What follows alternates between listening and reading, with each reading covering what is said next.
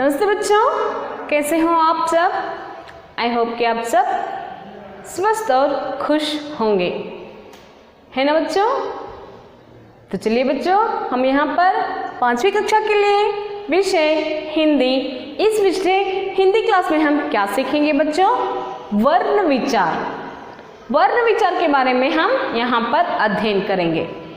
वर्ण विचार यानी कि ये किसके अंतर्गत आता है बच्चों, व्याकरण भाग के अंतर्गत आता है। क्या होता है बच्चों, वर्ण विचार जो है वह व्याकरण के अंतर्गत आता है। इसे हम व्याकरण भाग में यानी कि उस जमा करते हैं। तो यहाँ पर व्याकरण भाग वर्ण विचार के बारे में हम आज यहाँ अध्ययन करेंगे। तो चलिए बच्चों, वर्ण यानी कि इसे हम अंग्रेजी में क्या कहते हैं। वर्ण यानी कि क्या है बच्चों, लेटर। वर्ण यानी कि लेटर कहते हैं और व्याकरण यानी कि ग्रामर पार्ट। ग्रामर पार्ट तो वर्ण यानी कि लेटर। बच्चों, किसी भी भाषा को सीखने के लिए, किसी भी भाषा को हमें सीखने के लिए क्या करना पड़ता है बच्चों, सर्वप्रथम उसकी जो ध्वनियाँ होती हैं उनके बारे में जानना बहुत ही आवश्यक है। क्या है बच्चों, हमें किसी भी भाषा को जानने के लिए, सीखने के लिए, पढ़ने के लिए पहले क्या करना है बच्चों, उसी भाषा के जो मूल ध्वनियाँ होते हैं उन्हें सीखना बहुत ही आवश्यक होता है। ध्वनियों का लिखित रूप होता है। ध्वनियों का लिखित रूप को ही हम क्या कहते हैं, वर्ण कहते हैं। ध्वनियों को लिखने के लिए लिखित रूप कहते हैं और बोलने के लिए मौखिक रूप कहा जाता है। तो इनके टुकड़े नहीं किए जा सकते। ये जो वर्ण होते हैं इनके कोई टुकड़े नहीं किए जा सकते। जैसे कि यहाँ पर क का कोई टुकड़ा किया जाता है बच्चों, नहीं ना तो च का कोई टुकड़ा किया जाता है, नहीं। तो इनके कोई टुकड़े नहीं किए जाते। तो समझ में आ गया ना बच्चों, हमें किसी भी भाषा को सीखने के लिए, बोलने के लिए पहले क्या करना चाहिए बच्चों, सर्वप्रथम हमें उस भाषा से जुड़ी मूल ध्वनियों के बारे में हमें जानना या सीखना बहुत ही आवश्यक होता है। जो लिखकर बताई जाती है उसे हम लिखित रूप कहते हैं और जो बोलकर बताई जाती है उसे हम क्या कहते हैं, मौखिक रूप कहते हैं। तो समझ में आ गया ना बच्चों। तो आज की इस कक्षा में हम क्या करेंगे, वर्ण विचार के बारे में अध्ययन करेंगे। वर्ण विचार में वर्णमाला आते हैं। वर्णमाला में होने वाले वर्ण के बारे में यहाँ पर हम अध्ययन करेंगे।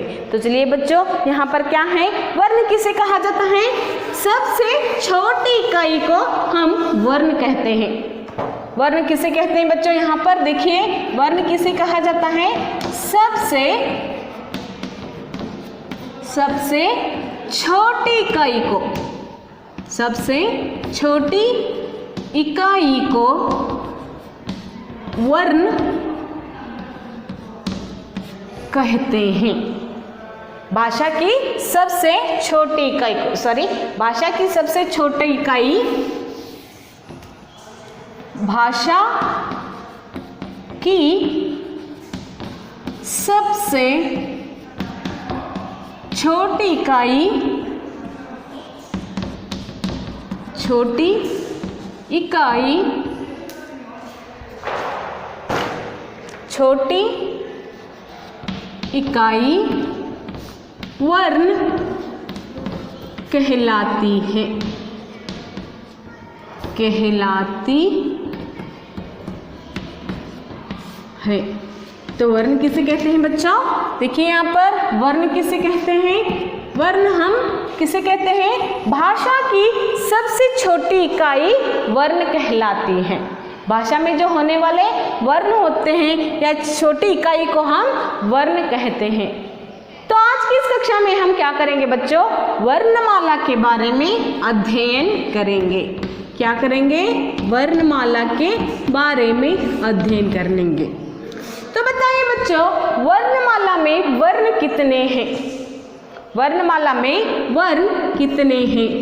52 वर्ण हैं, 52 लेटर्स हैं। जिस तरह अंग्रेजी के अल्फ़ाबेट्स 26 हैं, उसी तरह यहाँ पर हिंदी में वर्णमाला के वर्ण कितने हैं?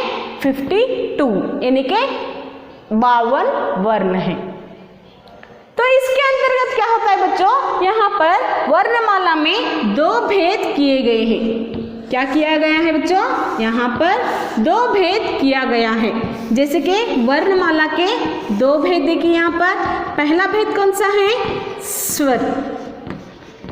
पहला भेद कौन सा है बच्चों? स्वर। और दूसरा भेद कौन सा है? व्यंजन। दूसरा भेद कौन सा है? व्यंजन। तो वर्णमाला के यहाँ पर 2 भेद किए गए हैं, स्वर और व्यंजन। इन्हें हम अंग्रेजी में क्या कहते हैं? ओवेल्स कहते हैं। स्वरों को हम क्या कहते हैं? ओवेल्स कहते हैं, और व्यंजनों को हम कॉन्सोनेंट्स कहते हैं, और वर्णमाला को अल्फाबेट्स कहते हैं।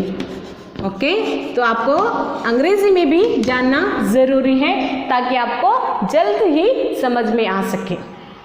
ओके, अंग्रेजी में हम अल्फ़ाबेट्स कहते हैं और हिंदी में हम वर्णमाला कहते हैं। जिस तरह अंग्रेजी के अल्फ़ाबेट्स में 26 लेटर्स हैं, उसी तरह वर्णमाला में कितने लेटर्स हैं बच्चों? 52 लेटर हैं। अल्फ़ाबेट्स के भी 2 भाग किए गए हैं, जैसे कि यहाँ पर ओवेल्स और कॉन्सोनेंट्स। उसी तरह हिंदी में वर्णमाला में भी 2 भाग किए गए हैं, जो हैं यहाँ पर पहले नंबर पर है स्वर, और दूसरे नंबर पर कौन आते हैं? व्यंजन यहाँ पर आते हैं। ओके, समझ में आ गए ना बच्चों? तो चलिए बच्चों, आज हम यहाँ पर क्या करेंगे? पहला भाग जो है स्वर के बारे में अध्ययन करेंगे। ऑलरेडी आप जानते हैं कि हम स्वर कितने हैं। हम सब जानते हैं कि स्वर में कितने वर्ण हैं। तो स्वर कितने हैं बच्चों? स्वरों की संख्या कितनी है बताइए? स्वरों की संख्या 11 है। स्वर कितने हैं बच्चों? 11 हैं। तो चलिए हम यहाँ पर क्या करेंगे? स्वरों को देखेंगे। अ, आ, ई,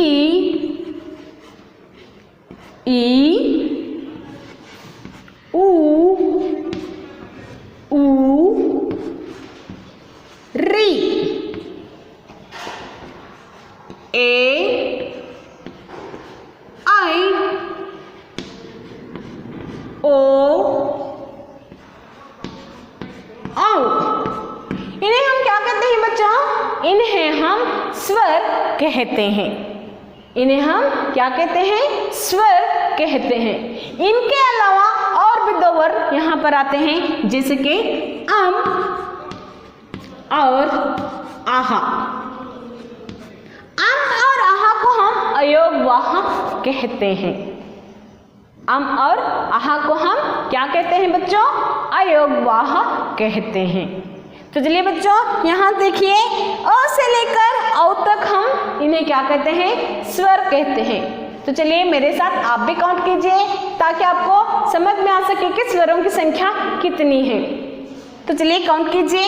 1 2 3 4 5 6 7 8 9 10 11।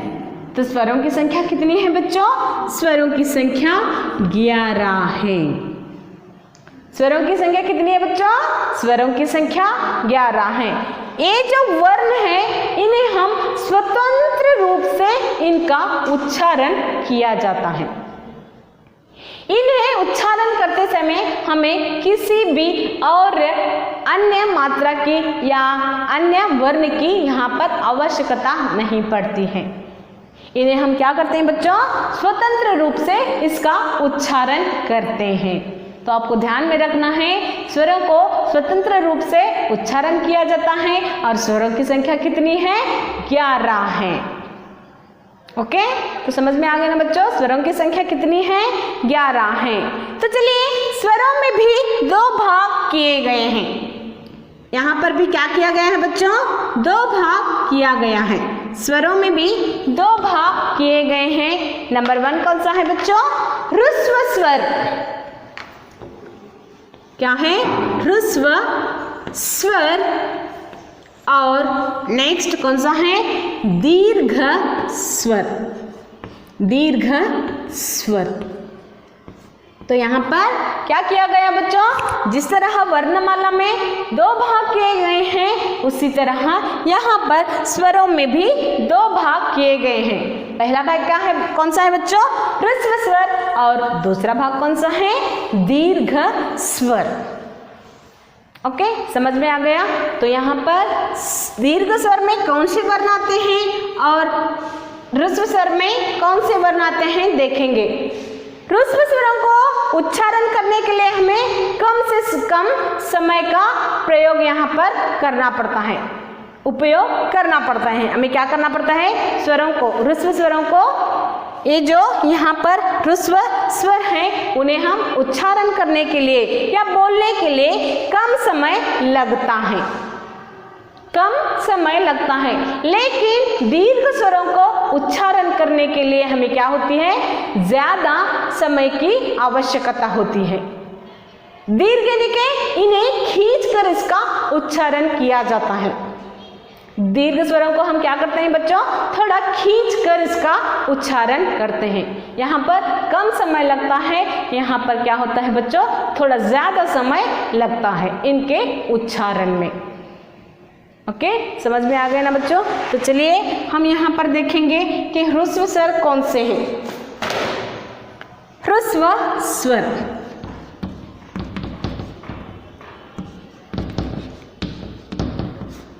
तो पहला कौन सा है बच्चों?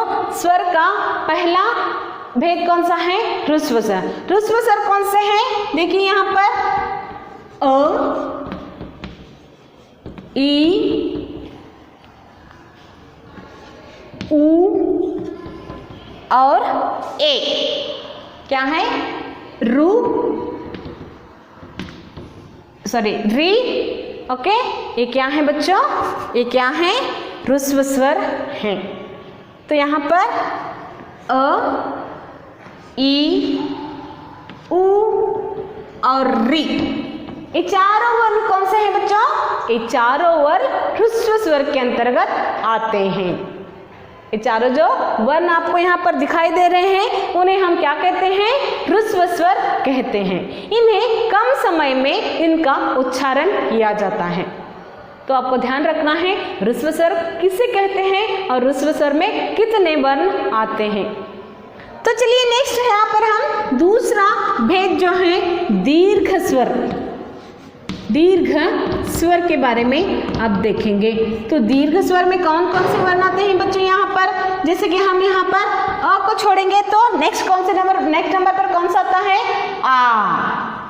तो नेक्स्ट नंबर पर क्या आता है बच्चों? आ। तो आ के बाद ई तो हमने ह्रस्व स्वर में लिखा है, तो ई के बाद क्या आता है बच्चों? यहाँ पर बड़ी ई की मात्रा आती है। इसे हम क्या कहते हैं? बड़ी ई की मात्रा कहते हैं, जिसे हम थोड़ा खींचकर इसका उच्चारण करते हैं। ओके, तो नेक्स्ट ऊ को हमने ह्रस्व स्वर में लिखा, तो ऊ के बाद बड़ी ऊ, बड़ा ऊ आता है, तो उसे हम दीर्घ स्वर में लिखेंगे। तो उसे हम कहाँ पर लिखेंगे बच्चों? यहाँ पर बड़े ऊ, बड़ा ऊ जो है इसे हम दीर्घ स्वर में लिखेंगे। ओके, तो ऊ के बाद क्या आता है बच्चों? ए। ऊ के बाद क्या आता है? ए। ए के बाद आई। ए के बाद क्या आता है बच्चों? आई। इसे में हम दीर्घ स्वर में ही इसकी गिनती की जाती है। ओके, तो नेक्स्ट ए, आई, आई के बाद क्या है बच्चों? ओ। आई के बाद क्या है? ओ। आई के बाद ओ। ओ के बाद क्या आता है? औ। ओ के बाद क्या आता है बच्चों? औ। तो देखिए यहाँ पर दीर्घ स्वर में कौन कौन से वर्ण आते हैं बच्चों? आ, ई, उ, ए, आई, ओ, औ। ये जो यहाँ पर अभी अभी हमने पढ़ा वे वर्ण जो हैं इन्हें हम क्या कहते हैं? दीर्घ स्वर कहते हैं। तो यहाँ पर क्या किया गया है बच्चों? जिस तरह हम वर्ण को लेटर कहते हैं उसी तरह हम यहाँ पर क्या किया गया है? वर्णमाला को दो भेदों में, वर्णों को दो भेदों में यहाँ पर विभाजित किया गया है, जैसे स्वर और दूसरा क्या है? व्यंजन। तो आज हम यहाँ पर स्वर के बारे में अध्ययन कर रहे हैं। तो स्वर के भी दो भेद किए गए हैं। पहला भेद है ह्रस्व स्वर और दूसरा भेद है दीर्घ स्वर। तो पहले आप बताइए कि स्वरों की संख्या कितनी है? स्वरों की संख्या 11 है। तो स्वरों की संख्या कितनी है बच्चों? 11 हैं। वे कौन कौन से हैं? अ, आ, ई, उ, री, ए, आई, ओ, औ, आम, आहा। ओके, समझ में आ गया ना? तो आपको ध्यान रखना है। तो नेक्स्ट यहाँ पर स्वरों में भी दो भेद किए गए हैं। पहला भेद है ह्रस्व स्वर और दूसरा भेद है दीर्घ स्वर। ह्रस्व स्वर का वर्ण, ह्रस्व स्वर में आने वाले वर्णों को हम क्या करते हैं? कम से कम समय में इसका उच्चारण करते हैं, या कम से कम समय इन्हें उच्चारण करने के लिए लगता है। लेकिन दीर्घ स्वरों के वर्णों को हम क्या करते हैं? ज्यादा समय यहाँ पर उच्चारण करने के लिए लिया जाता है, यानी कि दुगना। जिस तरह हम यहाँ पर कितना समय यहाँ पर लेते हैं, इससे दुगना समय हम यहाँ पर दीर्घ स्वरों को उच्चारण करने के लिए लेते हैं। तो ह्रस्व स्वर में कौन कौन से आते हैं बच्चों? अ, ई, उ, री। ये क्या है? ह्रस्व स्वर है। तो दूसरा भेद कौन सा है स्वर का? दीर्घ स्वर। इसके अंतर्गत आ, ई, उ, ए, आई, ओ, औ।